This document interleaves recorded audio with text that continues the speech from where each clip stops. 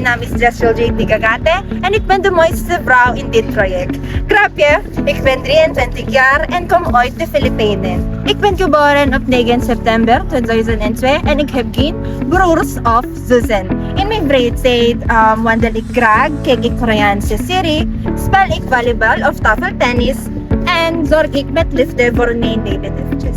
Ik ben heel dankbaar voor deze kans om in België te mogen werken. Voor mij is dit een grote stap om mijzelf persoonlijk en professioneel te ontwikkelen. Het betekent veel voor mij om daar mijn carrière te beginnen. Ik ben afgestudeerd als verpleegkundige in juli 2024 en heb ik in november 2024 het Filipijnse nationale licentie-examen gehaald. Ja?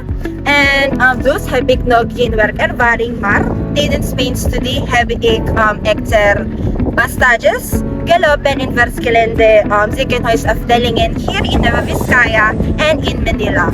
En door deze stages heb ik empathie, discipline, verantwoordelijkheid en doorzettingsvermogen ontwikkeld.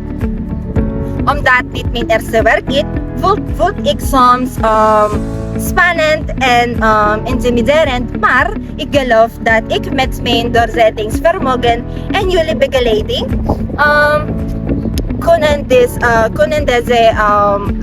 deze uitdagingen kan overwinnen. Ik ben leergierig, werk hard en sta open voor feedback.